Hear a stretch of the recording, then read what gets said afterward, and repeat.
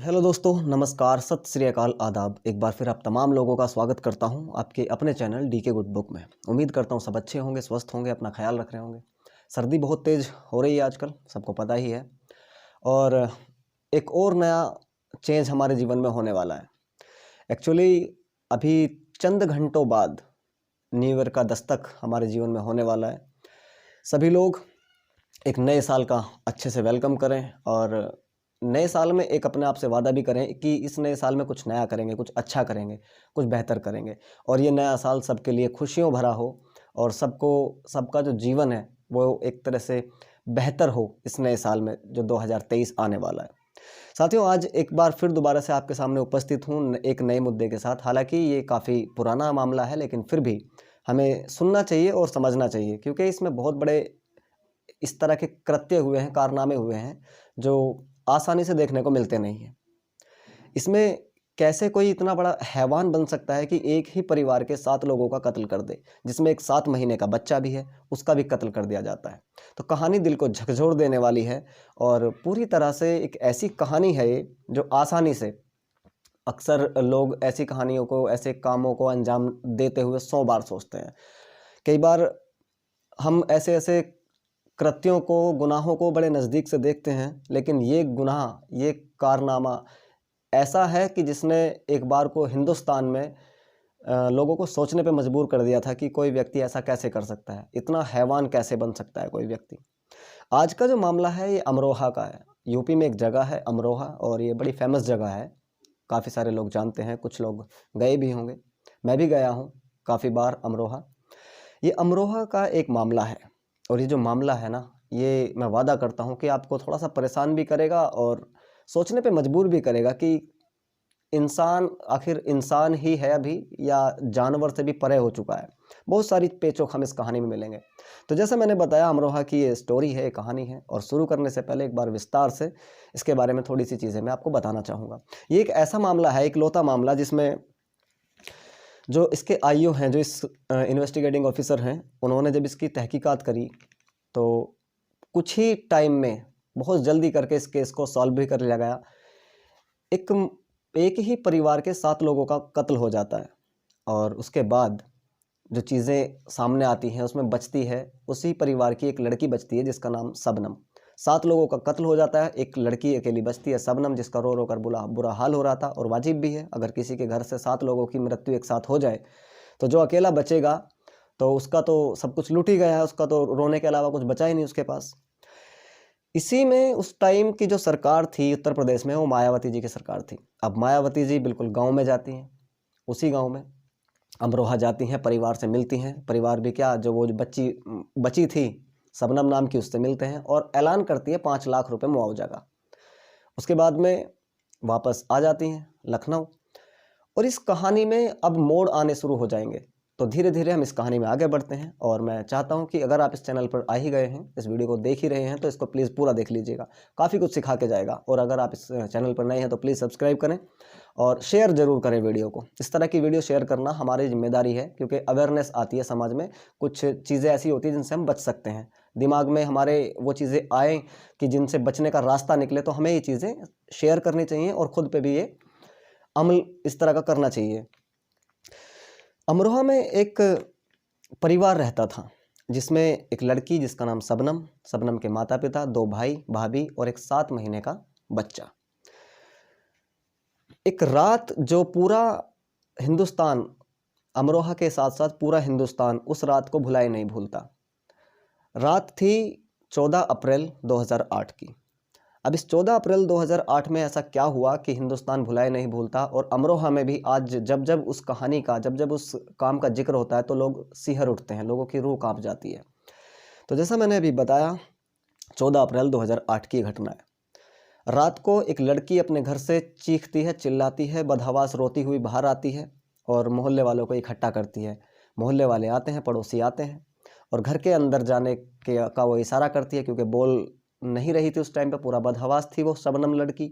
और घर वालों को, आसपास वालों को ये बताती है कि हमारे घर में चोर घुस आए हैं।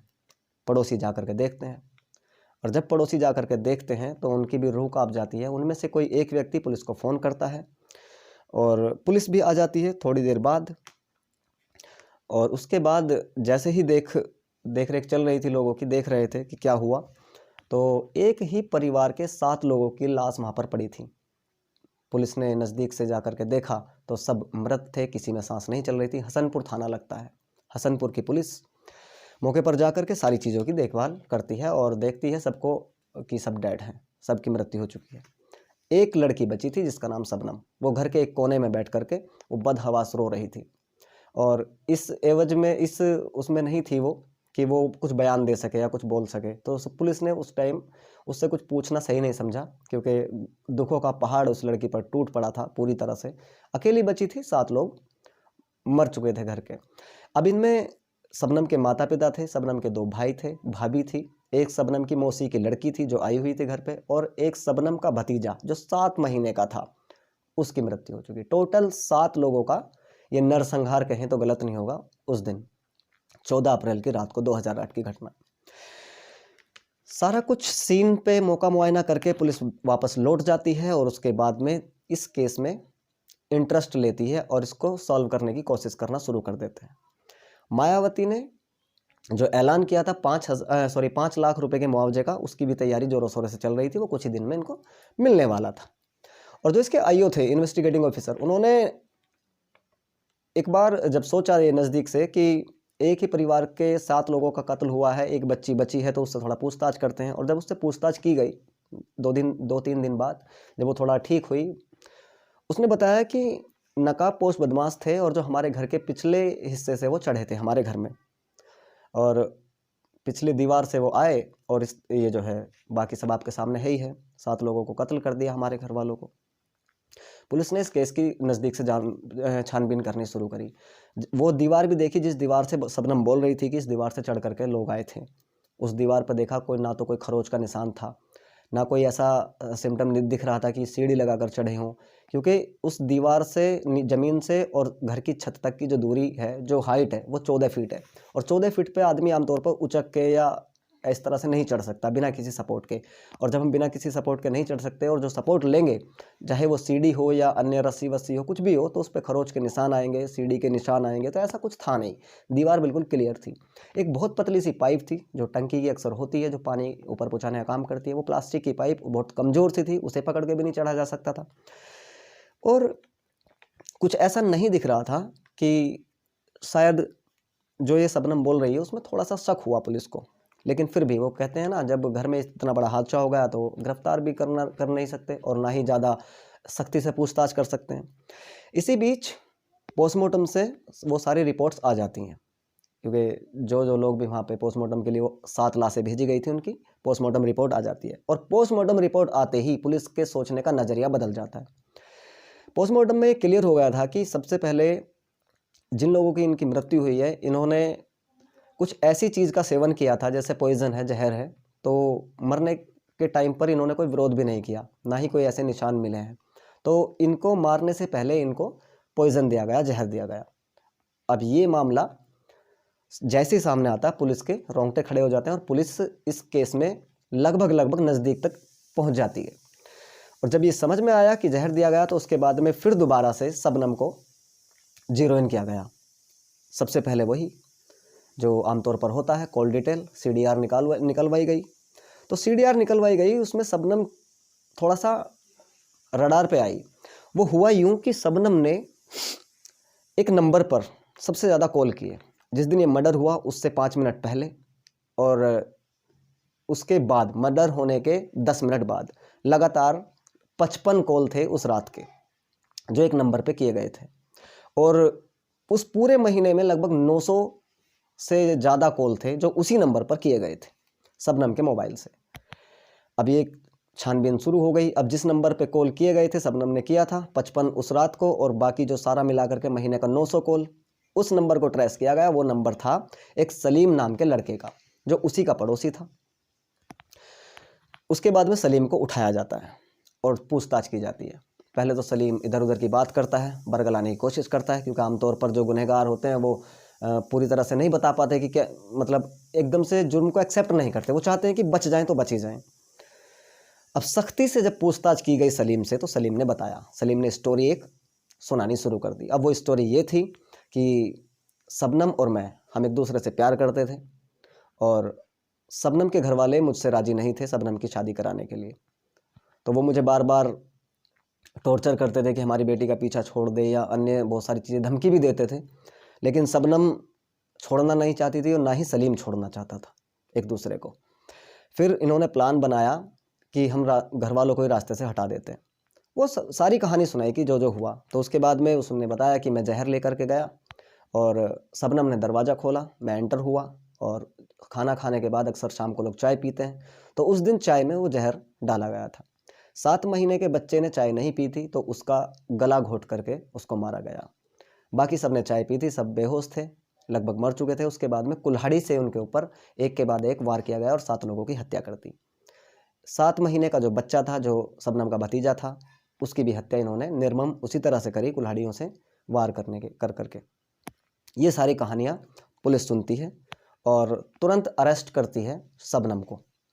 शबनम को अरेस्ट करती है। उसके बाद में शबनम भी सेम वही कहानी सुनाती है कि मेरे घर वाले राज़ी नहीं थे, क्योंकि उसमें ये भी था कि शबनम एक अच्छे खासे परिवार से थी, ठीक ठाक, और जो सलीम था ये बेहद गरीब था और अनपढ़ कहें तो गलत नहीं होगा, सिर्फ 5वीं फेल ही था, 5वीं पास होगा या ज़्यादा से ज़्यादा। और शबनम ने डबल MA किया हुआ था। ये बच्चों को पढ़ाती थी भी गाँव में और अच्छी खासी पढ़ी लिखी फैमिली से भी थी, खुद भी पढ़ी लिखी थी, जबकि सलीम 5वीं पास। तो घर वालों को किसी भी तरह से इनको साथ में रहना, इनको लगा कि ये गलत हो जाएगा, हम अपनी बेटी को इससे बचाना चाहते हैं सलीम से। तो इन्होंने अपना प्रोग्राम बनाया और घर वालों को रास्ते से हटा दिया। घर वालों की मर्जी नहीं थी कि शबनम सलीम से बात करे या शादी करे, इसलिए शबनम ने अपने ही घर वालों को अपने रास्ते से हटा दिया। वो सारी चीज़ें इन लोगों ने अंजाम दिया। उसके बाद बहुत सारी चीज़ें पहले भी हुई। जब छानबीन चल रही थी, जो गिलास थे, जो कप थे जिनसे चाय दी गई थी, उनको भी जीरो इन किया गया और उनको भी जांच के लिए भेजा गया। उसमें भी पुष्टि हुई कि हाँ, जहर दिया गया है। इस तरह से इन्होंने इस कृत्य को अंजाम दिया, सलीम और शबनम ने मिलकर। होता क्या है, इसके बाद पुलिस इनको अरेस्ट करती है और अदालत में पेश करती है। लोअर अदालत, जो निचली अदालत होती है, वो अपना फैसला सुनाती है। सारे गवाह, सारे सबूत इनके खिलाफ थे, तो निचली अदालत इनको फैसला सुनाती है और इनको दोनों को, शबनम और सलीम को, फांसी की सज़ा दे देती है।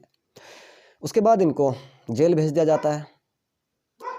और ये भारत के इतिहास में पहला मामला था जब किसी महिला को फांसी की सज़ा दी गई हो। आज़ाद भारत में, जब से हमारा देश आज़ाद हुआ उसके बाद से ये पहला मामला था पूरे भारत का जब किसी महिला को फांसी की सज़ा सुनाई गई हो। लोगों की हमदर्दी, लोगों का गुस्सा, सारा कुछ चल रहा था। हमदर्दी उस परिवार से थी जिनके जो 7 लोग चले गए थे, और गुस्सा इस कदर तक था शबनम पर भी कि अगर शबनम किसी वजह से शबनम या सलीम लोगों के हत्थे चढ़ जाएं तो सब लोगों को उनको मारते मारते उनकी जान ले लें, इतना गुस्सा था। हर तरह से लोग जो भीड़ के रूप में गुस्सा रहे थे, वो भी यही चाह रहे थे कि जल्दी से जल्दी इस केस का फैसला हो। इसके बाद जैसे ही ये मामला आगे बढ़ता है, जेल जाते हैं और जेल जाने के बाद में शबनम को अलग जेल में रखा जाता है और सलीम को अलग जेल में रखा जाता है। उसके बाद जो इनका डेथ वारंट होता है वो इशू कर दिया जाता है मई 2015 को, यानी कि वो दिन था जब इनको फांसी देनी थी। उसके बाद यहाँ पे थोड़ी सी गलती सिस्टम से, सरकार से ये हो गई कि ना तो फांसी का दिन मुकर्रर किया गया था, ना तारीख मुकर्रर की गई थी, और कहाँ किस जेल में फांसी देना है ना ये मुकर्रर किया गया था। कुछ भी सेट नहीं था, बस डेथ वारंट इशू हो गए थे, बाकी और तैयारी कुछ भी नहीं थी। इसलिए उस दिन इनकी फांसी को टाल दिया जाता है। ये अपना अर्जी लगाते हैं सुप्रीम कोर्ट में और एक मर्सी पिटीशन दायर करते हैं और कहते हैं कि हमारी फांसी को आप उम्र कैद में तब्दील कर दीजिए। उसके बाद भी इनको वहाँ से कोई राहत नहीं मिलती, तो ये वापस लौट जाते हैं। ये खारिज कर देता है सुप्रीम कोर्ट भी इनकी अदालत को, और हाई कोर्ट भी खारिज कर देता है और उस सज़ा को बरकरार रखता है। उसके बाद में फिर रिव्यू पिटीशन डालते हैं सुप्रीम कोर्ट में और ये कहते हैं, अच्छा इससे पहले थोड़ा सा पीछे चलें, तो जब शबनम ने ये गुनाह किया और जब शबनम रो रही थी, तो उसके बाद शबनम की तबीयत इतनी ज़्यादा ख़राब हो गई कि डॉक्टर को बुलाना पड़ा था जब लाश घर में पड़ी थी उस टाइम, यानी कि हम थोड़ा पीछे चलते हैं इस स्टोरी में। डॉक्टर ने दवाई वगैरह दिया, ट्रीटमेंट किया और थोड़ा चेकिंग वगैरह किया तो सब पाया कि शबनम 7 महीने की प्रेग्नेंट है। अब ये भी पुलिस को चौंकाने वाला एक मामला था कि 7 महीने की प्रेग्नेंट है। तो ये बहुत सारे ऐसे सबूत थे जो शबनम के खिलाफ जा रहे थे। तो जब ये जेल में गई तो इसने वहाँ एक बच्चे को जन्म दिया और जन्म देने के बाद इसने जब रिव्यू पिटिशन डाली तो कहा कि देखिए मेरा एक बच्चा है और अगर मुझे फांसी दी जाएगी तो मेरा बच्चा अनाथ हो जाएगा, तो आप हमारी ये सज़ा को जो है उम्र कैद में तब्दील कर दीजिएगा, फांसी ना दी जाए। उसके बाद में इनको वहाँ से भी कोई राहत नहीं मिलती और बैरंग लौटना पड़ता है। किसी भी तरह की कोई गुंजाइश नहीं थी राहत की। शबनम का एक दोस्त था, जब ये कॉलेज पढ़ते थे तो वहीं पे एक दोस्त था इसका, अच्छा खासा सब फ्रेंडशिप थी दोनों में। उस दोस्त की शादी हो चुकी थी, तो जो वो बच्चा था शबनम का, जिसको शबनम ने जेल में जन्म दिया था, उस बच्चे को उस अपने दोस्त को सौंप देती है कि अब तुम इसकी परवरिश करो, लेकिन इस शर्त पे कि ना तो कभी मेरे गांव लेके जाओगे इस बच्चे को और ना ही कभी मेरे बारे में बताओगे कि तुम्हारी माँ कौन है या कुछ भी इस तरह का, मेरे बारे में कुछ नहीं बताओगे। उस दोस्त ने भी वादा किया कि ठीक है मैं ऐसा कुछ नहीं बताऊंगा और आज वो बच्चे को अपने ही बच्चे की तरह पालते हैं, परवरिश करते हैं, अच्छा है सब कुछ। आज इस केस को 2008 से और 2022 जाने वाला है, तो अगर कहें कि काफ़ी टाइम हो गया है। ये मामला एक ऐसा मामला था जिसने पूरे देश को हिलाकर रख दिया था और आज अभी तक भी उस अमरोहा में जहाँ ये घटना हुई थी वहाँ लोग अपनी बच्ची का नाम शबनम रखते नहीं हैं। बहुत सारा टाइम हो गया है, शबनम नाम तक नहीं रखते। इतना नफरत, इतना खौफ लोगों में था। उस दिन के बाद शबनम नाम रखने ही बंद हो गए। लोगों ने अपनी बच्चियों का नाम कभी शबनम नहीं रखा उस दिन से लेकर के आज तक। अब ये दोनों जेल में हैं और कब ना जाने क्या होगा, कैसे होगा, फांसी दी जाएगी नहीं दी जाएगी वो एक चीज़ अलग है, लेकिन सज़ा अभी तक इनको वही है कि फांसी की सज़ा बरकरार है। हो सकता है कि इनकी फांसी की सज़ा को उम्र कैद में तब्दील कर दिया जाए या जो भी गवर्नमेंट का फैसला रहेगा वो सबको मानना होता है। तो ये आज एक कहानी थी जिसमें एक ही परिवार के, अपने ही परिवार के किसी एक लड़की ने मौत के घाट उतार दिया 7 लोगों को, जिसमें एक छोटा सा बच्चा भी था 7 महीने का, जिसका कोई कसूर भी नहीं था, जो ये भी नहीं जानता था कि दुनिया कैसी दिखती है, क्या करना है मुझे आगे। अनजान, बिल्कुल अबोध, उसका कोई गुनाह भी नहीं था। वो तो अगर सही बताए ना, अगर उसको जिंदा भी छोड़ देते तो वो तो पुलिस को गवाही भी नहीं दे पाता, क्योंकि 7 महीने का बच्चा ना ही बोलता है ना कुछ इस तरह की एक्टिविटी करता है। तो लेकिन फिर भी इन दरिंदों ने उसको भी मौत के घाट उतार दिया। इस तरह की चीज़ें हम आमतौर पर सुनते रहते हैं, देखते रहते हैं, लेकिन अगर कोई लड़की इस तरह का काम कर दे अपने आशिक को बचाने के लिए, अपने आशिक के साथ रहने के लिए, कि वो अपने ही घर वालों को मार दे, तो मंजर कितना खौफनाक हो सकता है। अगर कोई किसी की बात इस तरह से है भी, कोई किसी से प्यार करता है, कुछ भी है, इस तरह की चीज़ें हैं, तो आप उसके साथ में घर छोड़ करके जा सकते हैं। बहुत सारे लोग जाते हैं। मारने की क्या ज़रूरत है? उसके साथ भाग जाओ, कहीं भी दूसरी जगह जा कर के रहना शुरू कर दो। मारना किसी समस्या का समाधान नहीं है, जबकि बेगुनाह लोगों को आप मार रहे हो सिर्फ अपने स्वार्थ के चलते, अपनी हवस के चलते। जब जब हमारे घर वाले हमें कुछ चीज़ें बताते हैं तो वो आमतौर पर हमारे सबसे बड़े शुभचिंतक होते हैं। वो हमारा अच्छा ही चाहते हैं, किसी भी सूरत में वो हमारा गलत नहीं चाहते। लेकिन कई बार बच्चे इस तरह के गुनाह, इस तरह के कृत्य कर देते हैं कि उन्हें लगता है कि मेरे घर वाले मेरा साथ नहीं दे रहे हैं तो इनको रास्ते से हटा दिया जाए। बहुत सारी चीज़ें आपसे पहले भी आई हैं, लेकिन ये एक ऐसा मामला था इकलौता आज़ाद भारत का कि जब एक ही परिवार के 7 व्यक्तियों की हत्या कर दी गई, एक लड़की ने, जो उन्हीं के परिवार की है। ये आज़ाद भारत का पहला ऐसा मामला था। ये बड़ा नरसंहार था। इससे बड़ा मामला कोई अभी तक शायद आया नहीं है और मैं चाहता हूँ कि शायद ना ही मिले देखने को, तो ज़्यादा अच्छा है। आशिकी के चलते, प्यार मोहब्बत के चलते अक्सर ये चीज़ें होती रहती हैं। ना जाने कब रुकेंगी, कब किसको समझ में आएगा। और इस वीडियो को आप शेयर ज़रूर करें ताकि 2-4 लोग इस वीडियो को देखें और जिसके दिमाग में कुछ इस तरह की चीज़ें चल रही हैं, जो प्यार में ज़्यादा पूरी तरह से गिरफ्तार हैं और वो कुछ भी करने के लिए अग्रसर हैं, तो उनको ज़रूर भेजिए ताकि उनकी भी आंखें खुलें कि अंजाम कैसा होता है। ये जो प्यार मोहब्बत, ये जो भी फालतू फंडे के सारे काम है ना, कुछ नहीं है। प्यार नाम की कोई चीज़ है ही नहीं दुनिया में। अगर प्यार कहीं है तो वो सिर्फ अपने माता पिता से मिल सकता है, अपने परिवार से मिल सकता है। जो परिवार से मिल सकता है वो बाहर आपको कहीं नहीं मिलेगा।